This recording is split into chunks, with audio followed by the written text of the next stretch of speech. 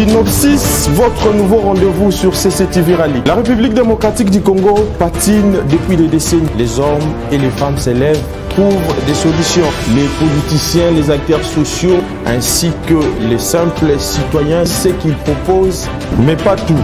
Comment les propositions faites sont-elles réalisables, chiffrées à l'appui? Synopsis est donc là pour vous, pour ceux qui proposent des solutions, mais ceux qui maîtrisent leur sujet. Synopsis, c'est chaque vendredi à 21h30 sur CCTV Rallye. Le rendez-vous est donc pris. À très bientôt.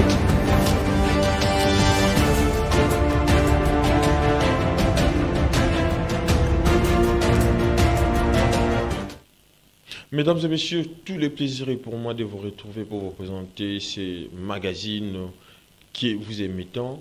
Ces magazines qui consistent à vous parler des sujets très importants qui concernent la vie de la nation. Aujourd'hui, votre émission reçoit ce jour dans son numéro, mais c'est Norbert Yamba Yamba. Il est cadre de l'Union pour la démocratie et le progrès social et président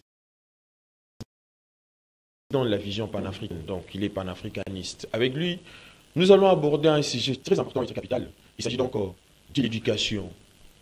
La question que l'on se pose face à ce sujet est celle de savoir pourquoi l'éducation est une peine perdue pour l'Afrique. Comme vous le savez, l'éducation constitue le socle même du développement d'une nation, mais malheureusement, cette réalité n'est pas prise au sérieux par les dirigeants, mais aussi et surtout par celles qui sont censées être éduquées. Mais en vue de pallier aux insuffisances et au dysfonctionnement dont souffre son système éducatif, la République démocratique du Congo a engagé des réformes visant notamment à réduire les inégalités d'opportunités de scolarisation, filles, autres enfants d'avantagés, améliorer également le résultat d'apprentissage, optimiser la gestion du système, mais ainsi les réformes ou plusieurs réformes sont engagées en vue de pallier à cette situation. Mais malgré tout cela, l'éducation est toujours au rabais en Afrique en général et en République démocratique du Congo en particulier. Voilà la question fondamentale que notre invité est donc censé de répondre. Bonsoir, M. Norbert Yamba Yamba. Bonsoir. Bonsoir, merci pour l'invitation. Pourquoi l'éducation est une peine perdue en Afrique? Merci, Edi Kabea, d'abord pour l'opportunité que vous m'offrez de manière à débattre sur cette question qui reste d'actualité, hein, parce que jusqu'à preuve du contraire, j'ai comme l'impression qu'on n'a pas encore trouvé de solution. C'est comme ça que la question revient de temps en temps. Et vous savez que le XXIe siècle est censé être le siècle africain. Tous les chercheurs aujourd'hui, j'allais dire même tous les politiques censés, font un petit effort pour se poser une série de questions. Qu'est-ce qui explique que jusqu'aujourd'hui, l'Afrique ne change pas? Qu'est-ce qui explique qu'on a autant de diplômés dans nos universités? Et puis bon, la situation ne change pas. Qu'est-ce qui explique que chaque année, on augmente le nombre d'écoles? La situation ne change pas. Alors maintenant, dans la recherche d'une solution globale, c'est très clair qu'il a été identifié qu'il y a eu 3 éléments qui ont pratiquement neutralisé, désintégré, désarticulé l'Afrique. Le premier élément, c'est donc la religion. La religion a anéanti la spiritualité africaine qui aurait pu servir véritablement de génie propre pour booster les réformes, booster les alternatives, booster les transformations nécessaires à la production des richesses. Deuxième élément, c'est donc l'éducation. quelle éducation nous recevons? Quelle est la qualité de cette éducation? Quelle est la plus-value de cette éducation? Quelle est la valeur ajoutée? Et quel est le résultat que nous donne cette éducation? Et troisième élément qui nous a infantilisés, c'est le système politique. Nous utilisons quel système politique? La politique telle qu'elle est laissée par nos ancêtres, en termes d'héritage traditionnel, ou c'est une politique importée? Et ça vient d'où? Et pour quelle opportunité? Pour quel but? Pour quel résultat? Ce sont ces questions-là qui, aujourd'hui, font l'objet de beaucoup de discussions dans beaucoup de cercles. Aujourd'hui, certainement que vous avez choisi l'éducation, vous avez l'air d'affirmer que c'est une peine perdue, et je vous dirais même que vous pouvez ne pas être loin de la réalité. Tout simplement parce que l'éducation a toujours aidé l'homme, a toujours aidé l'enfant, les citoyens, à mieux connaître sa société, à être utile dans sa société et à transformer sa société parce qu'il a la connaissance de sa société. Seule l'éducation peut maintenir ou stabiliser l'identité d'un peuple. Oui. L'éducation peut aider à chaque citoyen de comprendre les réalités visibles et invisibles. Malheureusement, on a mis en place plusieurs systèmes éducatifs, que ce soit l'éducation formelle, on a construit des écoles, vous savez, que ce soit école primaire, maternelle, primaire, secondaire, jusqu'à l'université. Chaque année, on produit des millions d'universitaires ou de non-universitaires. On a mis en place l'éducation non formelle. On a dit, ceux qui n'ont pas été à l'université, qui veulent se spécialiser dans tel ou tel domaine, voilà, mettons des centres de formation accélérés, etc. Ces centres existent. Mais écoutez, où est-ce qu'on en est avec le résultat? Il y a aussi l'éducation informelle qui est liée à la lecture personnelle, au suivi des télévisions, de la presse de manière générale, de voyages, compagnie, etc. Toutes ces informations informelles que nous recevons, etc. Aujourd'hui, à l'ère des réseaux sociaux, les gens sont suffisamment informés. Il y a un autre type d'éducation, c'est ce qu'on appelle l'éducation ésotérique, ou l'éducation philosophique, mystique, qui est fondamentalement une éducation qui relève de la spiritualité. Cette éducation n'est pas connue, elle est mystique, elle est pratiquement invisible, elle est occulte. Et donc, nous connaissons naturellement l'éducation formelle, l'éducation non formelle, l'éducation informelle. Mais il reste l'éducation occulte, qui n'est pas enseignée chez nous, et qui, visiblement, si cette éducation existe, ça vient véritablement de l'extérieur. Alors maintenant, à combiner les différentes éducations, on estime que, bon, ces types d'éducation ne sont pas fondamentalement, ne relèvent pas de notre héritage traditionnel. Oui. Ce sont des types d'éducation venus de l'extérieur, notamment de l'Occident, et qui avaient pour but de nous infantiliser. C'est-à-dire prendre ce que nous avions comme éducation traditionnelle, qui nous permettait de nous adapter par rapport à notre situation, et nous remplacer par un autre type d'éducation qui nous arrache notre système immunitaire, qui nous arrache notre identité, qui nous arrache notre patrimoine culturel. Pour que nous soyons ce qu'eux veulent que nous soyons, et non pas ce que nous devrions être pour assumer nos responsabilités vis-à-vis véritablement de notre société. Mais c'est normal, Yamba Yamba. Compte tenu de ce que vous venez d'aborder tout à l'heure, et en considérant les rapides et profondes transformations qui s'opèrent dans notre société et qui influencent aujourd'hui tous les domaines de la vie nationale, spirituelle, morale, intellectuelle, nous sommes portés à nous poser la question de savoir quel avenir pour nos enfants, nos églises, nos sociétés et nos familles. Non, mais tout citoyen, tout enfant, fille ou garçon, ne devient utile dans sa société que lorsque elle connaît ou il connaît bien cette société et il travaille pour transformer cette société. Or, l'éducation traditionnelle a permis naturellement qu'on puisse avoir des résultats. L'éducation d'aujourd'hui, qui est fondamentalement importée, ça fait partie des pièges de l'Occident, qui nous a ramené un autre paradigme, un autre système de valeurs, une autre vision du monde qui n'est pas le nôtre.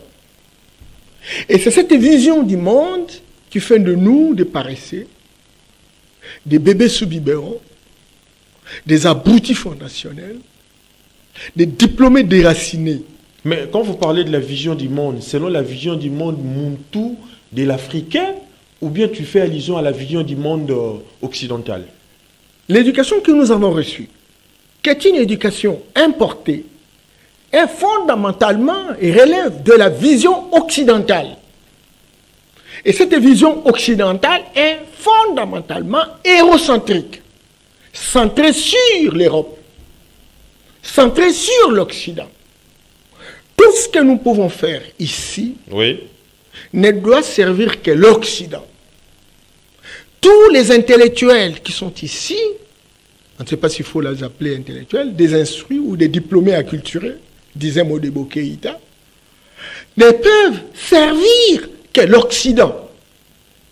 Pourquoi? Simplement parce que l'Occident a trouvé un terrain fertile où même des graines pourries germent bien.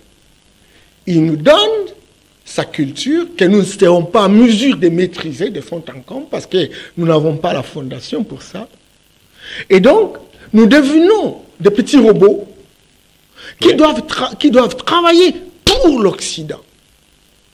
L'éducation que nous recevons, c'est une éducation qui vient d'ailleurs, pour laquelle nous sommes en train de grimper sur les idées des autres. Nous n'avons pas des pieds sur terre. Un arbre, fut-il un baobab, sans racines, il tombe. Donc l'éducation que nous recevons, c'est une éducation perroquin. Un perroquin récitant, nous répétons. Et Kabea, au fur et à mesure que l'on monte dans les études, que l'on reçoit, que nous recevons l'éducation importée, c'est au même moment que l'on est de plus en plus imbécilisé pour ne rien comprendre de notre société. Ah bon? Imbécilisé parce qu'effectivement, même citer son village, ça devient la honte. Peut-être qu'il faut dire que j'étais à Bruxelles, et voilà ce que j'ai vu en Allemagne, voilà ce que j'ai vu en France. Donc, on est des prisonniers. Or, quand vous prenez la situation, la culture française, fondamentalement judéo-chrétienne, ce n'est pas la culture dans nos villages.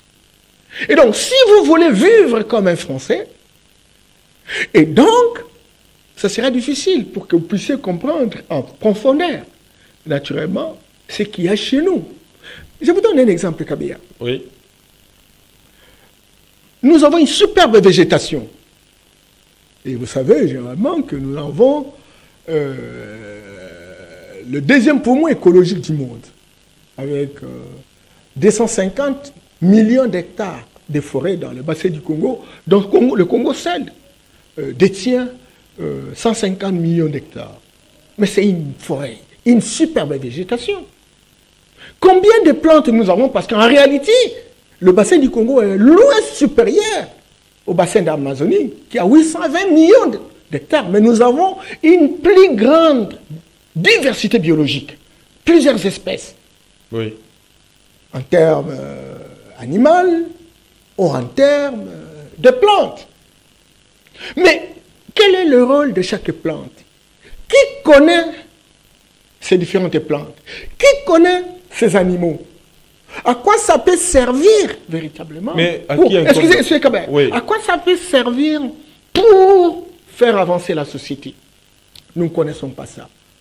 Nous apprenons les noms qui viennent d'ailleurs, oui, dont nous ne connaissons même pas comment on peut appeler ça. dans nos dialectes. Tu vois. Et donc, nous vivons avec nos arbres qui auraient pu servir véritablement de médicaments, qui ont des vertus médicinales, mais qui ne peuvent rien faire.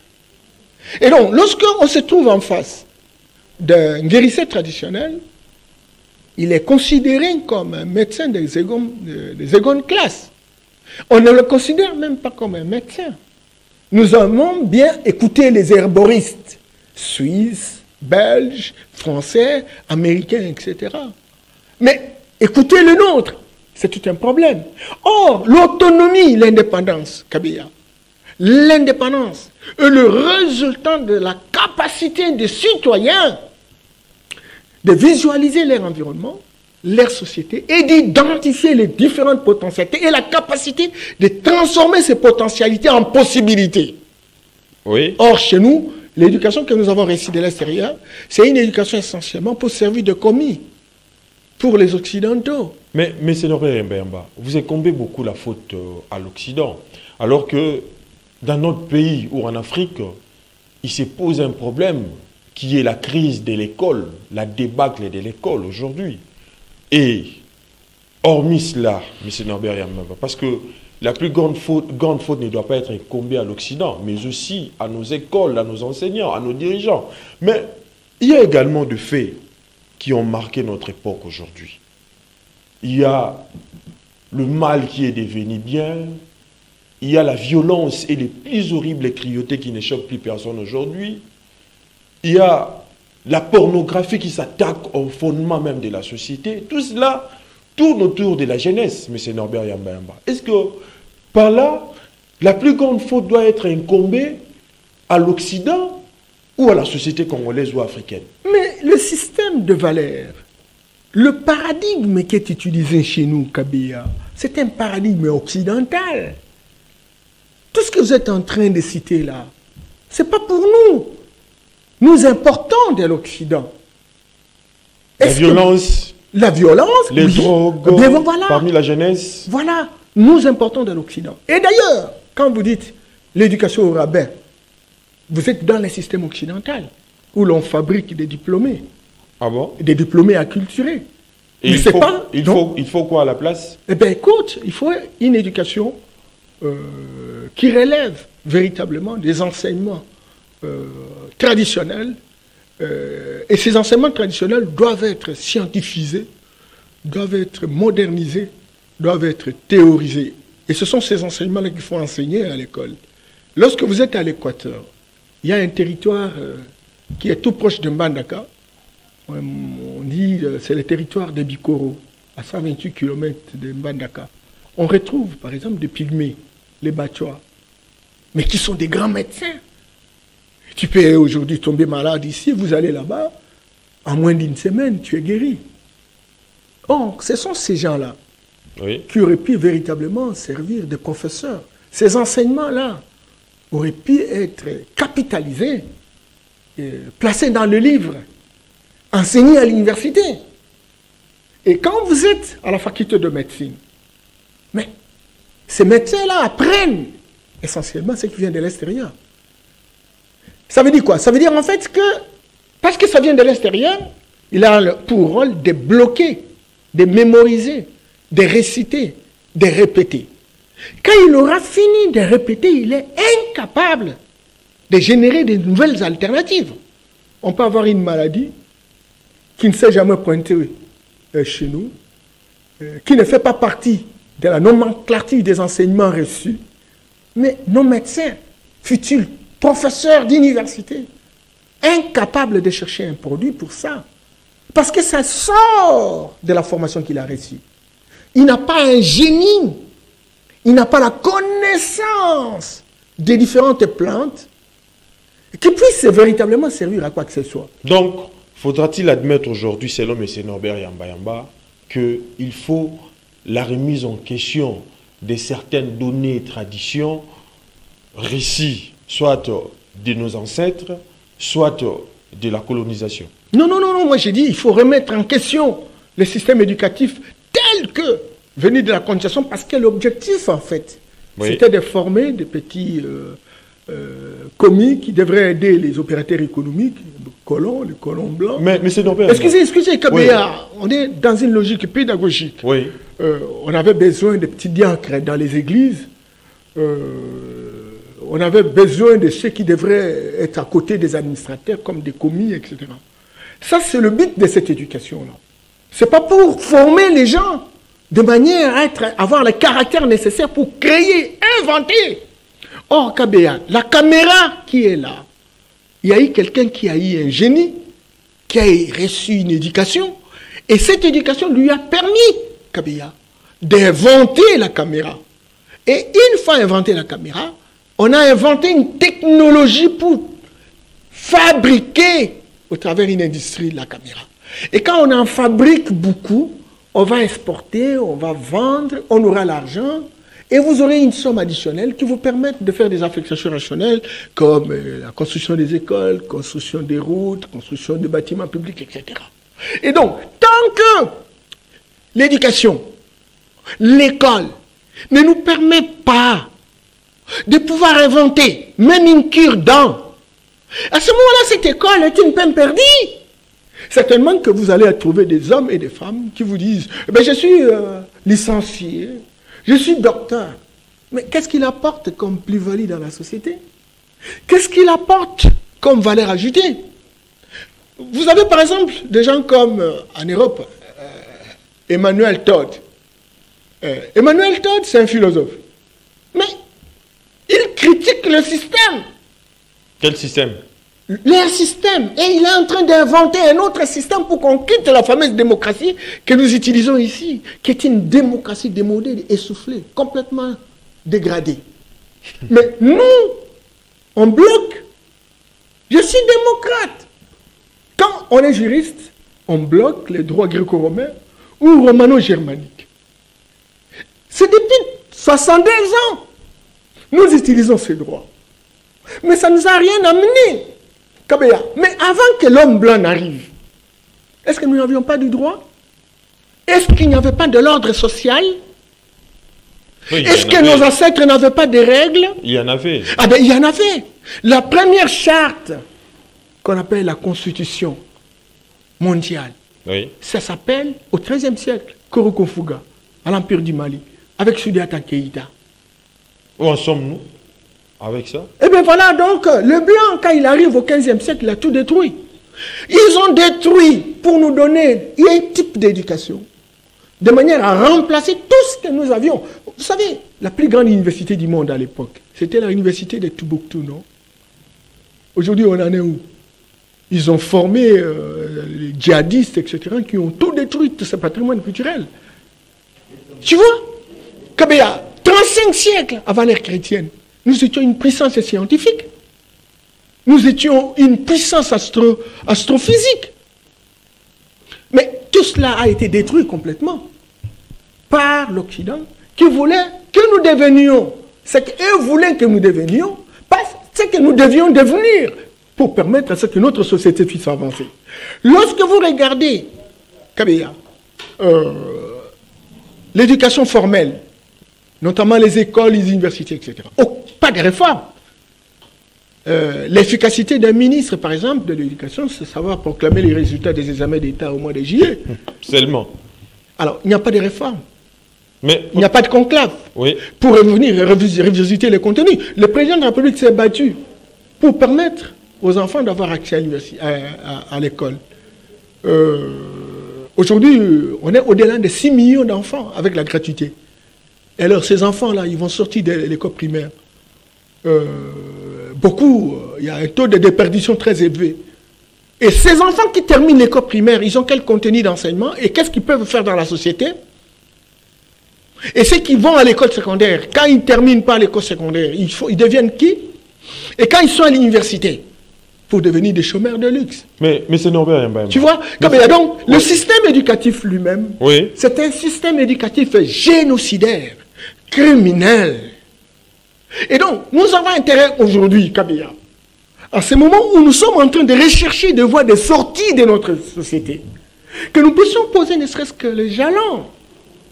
Aujourd'hui, lorsque vous avez un prof pour montrer qu'il est hyper efficace, hyper intelligent. Il va vous citer, s'il est sociologue, Balandier, etc.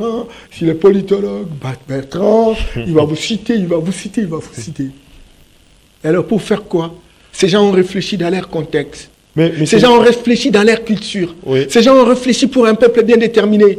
Et vous prenez ça, vous venez chez nous. Mais c'est Noba Mba. Vous ne voyez pas que dans un monde globalisé comme le nôtre, le bilan devient, je dirais, de plus en plus très lourd. Car aujourd'hui, la jeunesse n'a plus de repères. La jeunesse congolaise surtout n'a plus des modèles.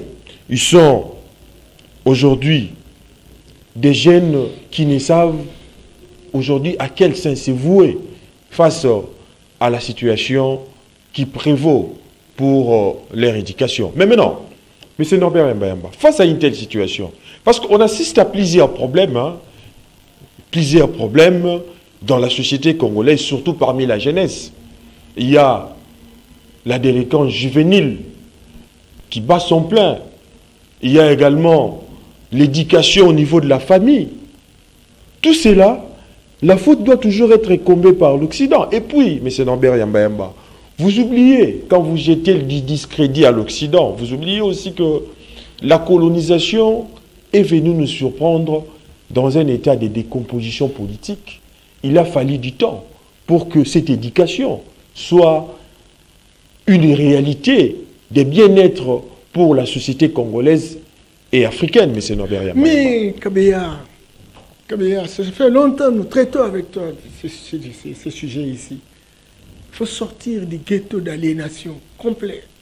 Pourquoi Kabea, le système éducatif lui-même, oui. Le paradigme que vous évoquez, c'est un paradigme occidental avec ses conséquences.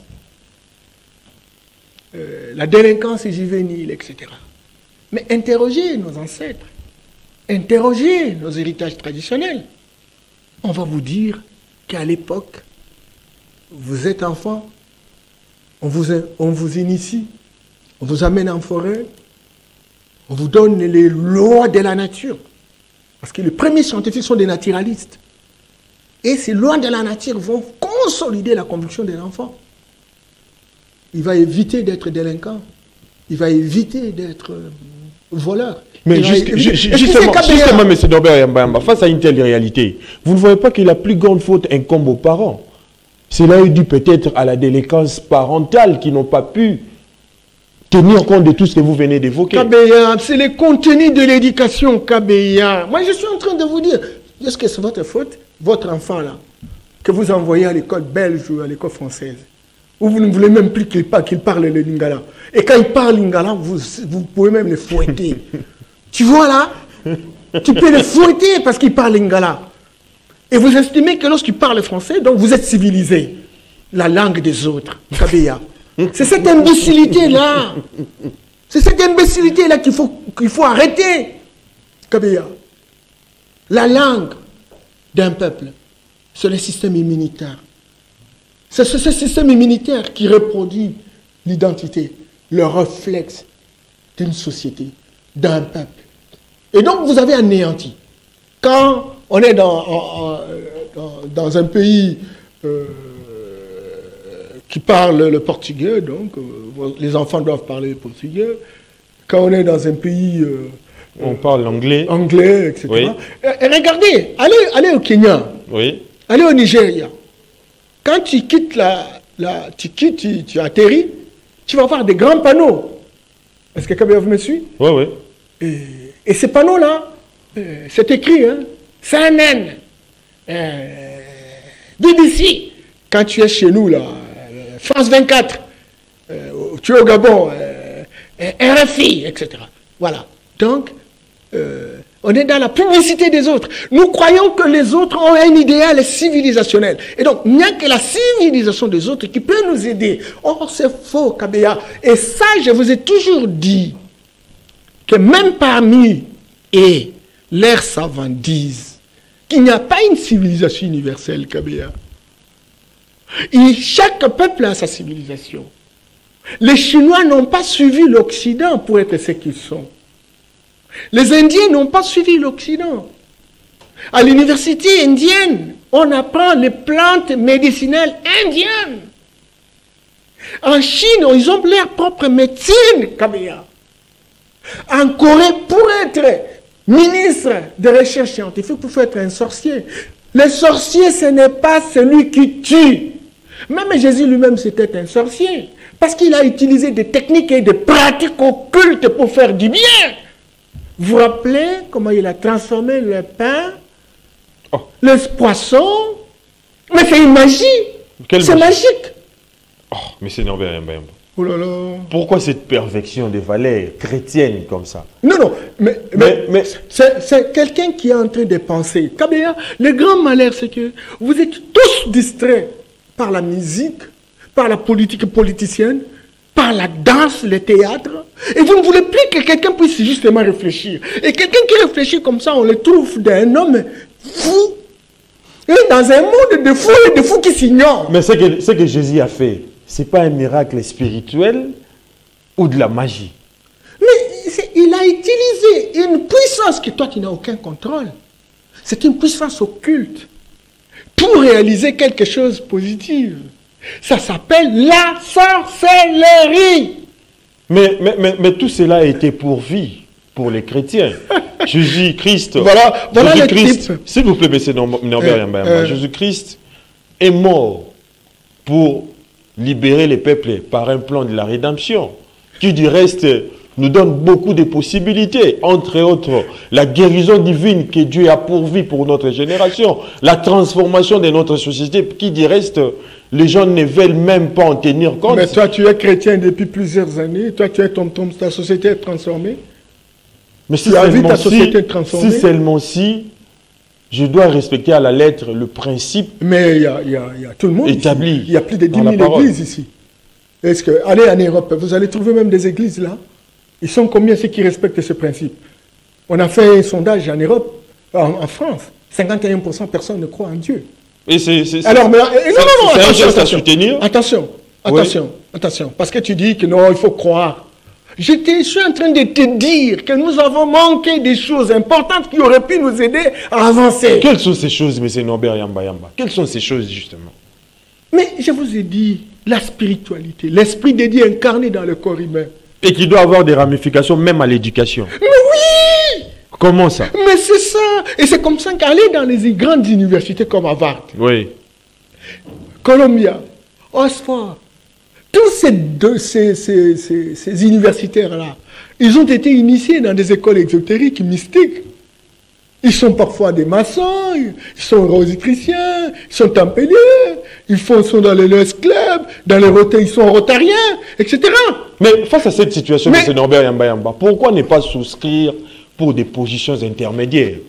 Parce que si on doit tenir compte de la pratique occidentale, cela n'apporte aucun développement. Et quelle est la position intermédiaire? Et s'il faut tenir compte de ce que vous venez de vous évoquer souvent, il n'y a aucune évolution concrète. Pourquoi ne pas être au milieu? Mais au milieu quoi? Au milieu quoi? Qu'est-ce qu'on prend le milieu? Pour ne rien prendre, en fait. Et puis voilà, rejeter en moule tout ce qui se passe et chercher, parce qu'on a parlé de la remise en question. Faire la remise en question de toutes choses, enfin d'accéder aux autres exploits. On rejette celui de l'Occident. Mais nous devons fouiner dans nos héritages traditionnels s'il n'y en avait pas. Les gens comme Imhotep, c'était les plus grands savants, inégalables jusqu'à ce jour. Et Imhotep a formé ce qu'on appelle aujourd'hui Hippocrate, qui est devenu le père de la médecine moderne. Mais il a été formé en Égypte antique par Imhotep. Tu vois?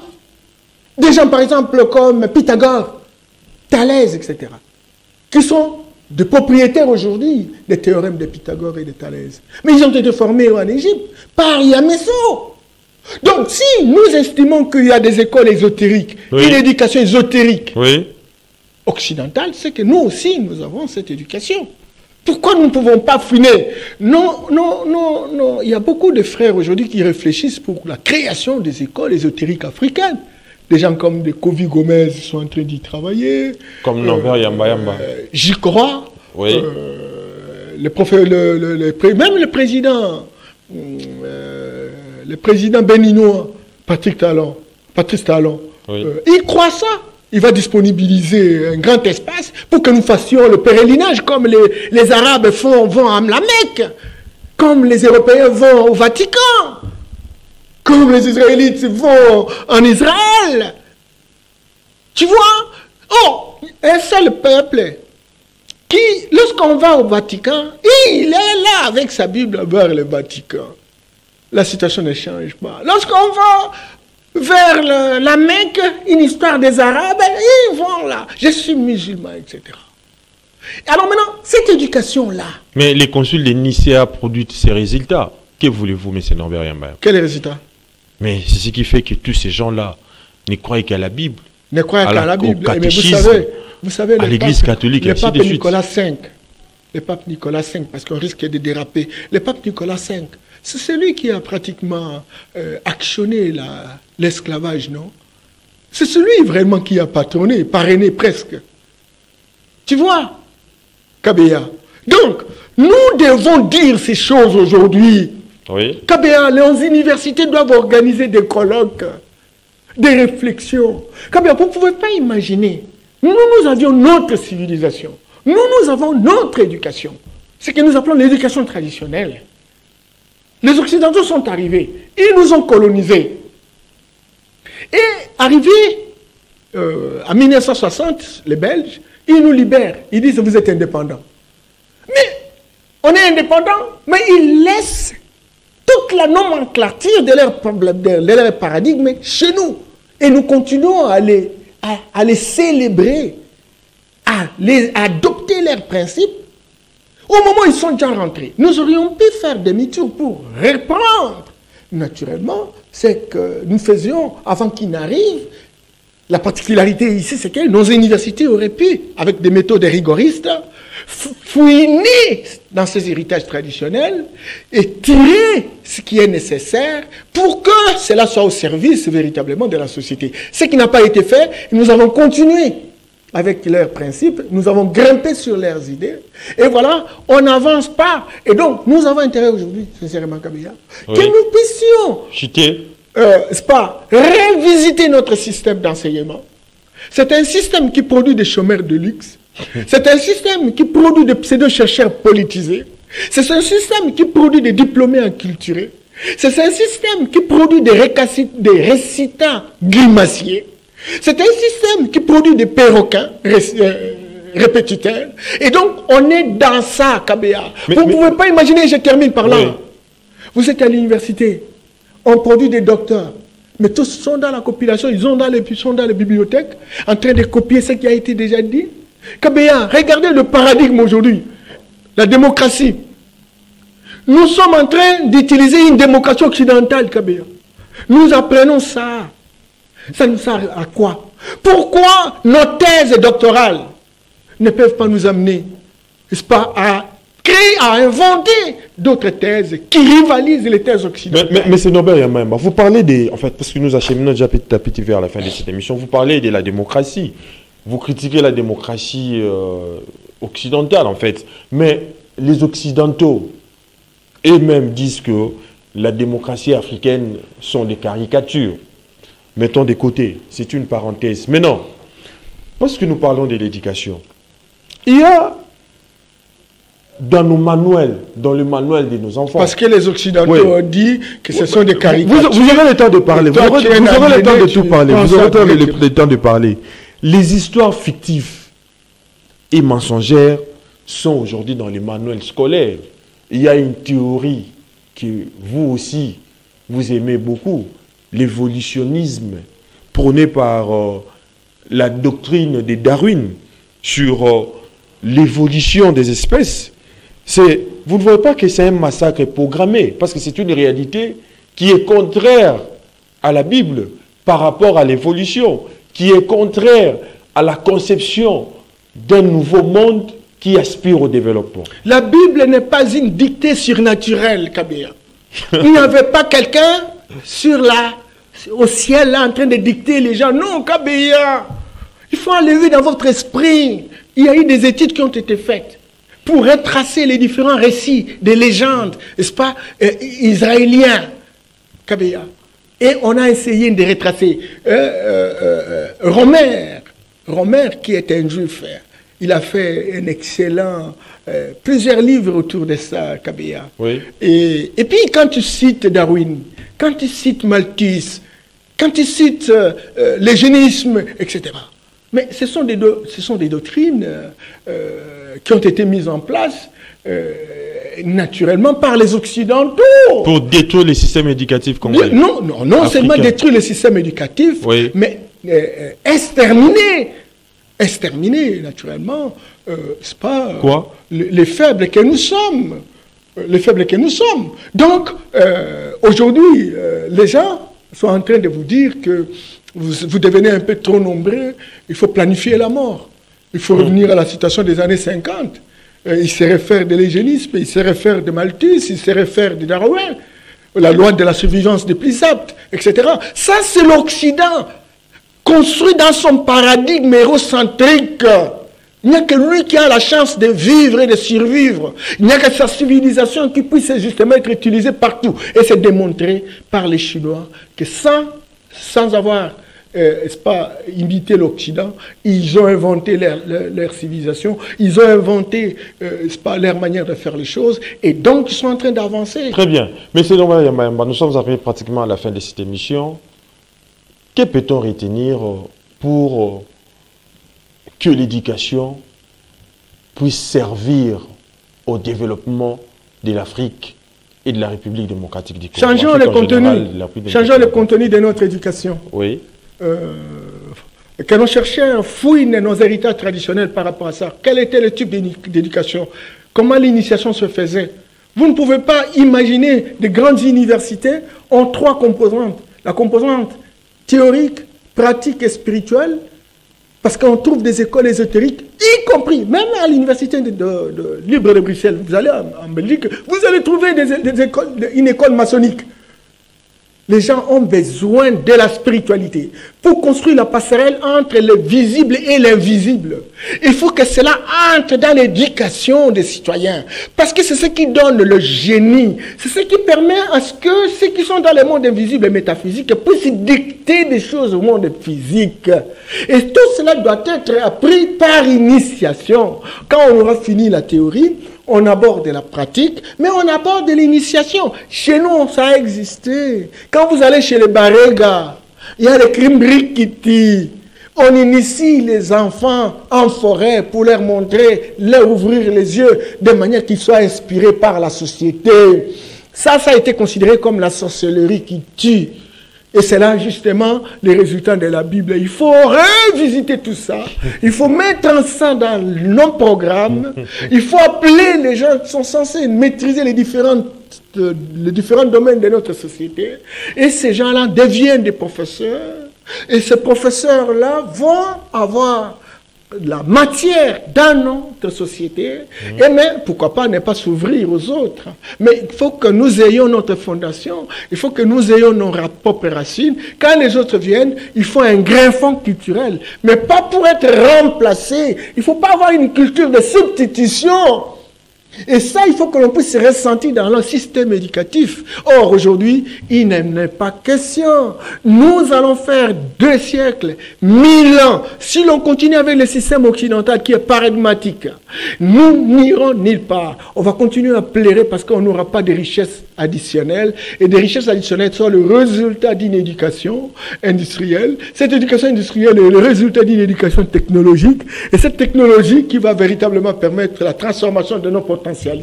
Et ces potentialités devraient servir pour nous, pour construire des routes, arranger les centres de santé, arranger les écoles, etc. Trouver du travail, et c'est comme ça qu'on va parler du développement. Si on ne le fait pas, on se réfère aux examens d'État, lauréat d'être ceci, on n'ira nulle part et on va faire marquer le pas. Très bien. Puisse les propos de M. Norbert Yamba nous aident à effleurer les différents problèmes éducatifs, spirituels, en vue de nous déterminer pour des changements profonds et constructifs. Nous sommes arrivés pratiquement à la fin de cette émission. Je vous rappelle que nous avions réussi pour vous M. Norbert Yamba-Yamba. Il est président de la vision panafricaine. Nouvelle vision panafricaine. Nouvelle vision panafricaine. Nouvelle vision panafricaine. Et puis cadre de l'Union pour la démocratie et les progrès sociaux. Avec lui, nous avions parlé de l'éducation comme facteur de développement d'un pays. Je parlerai la prochaine fois le système politique qu'il faut changer. C'est bien dit. On se retrouve le vendredi prochain avec notre invité, mais d'ici là, portez-vous bien et bonne suite des programmes sur votre chaîne.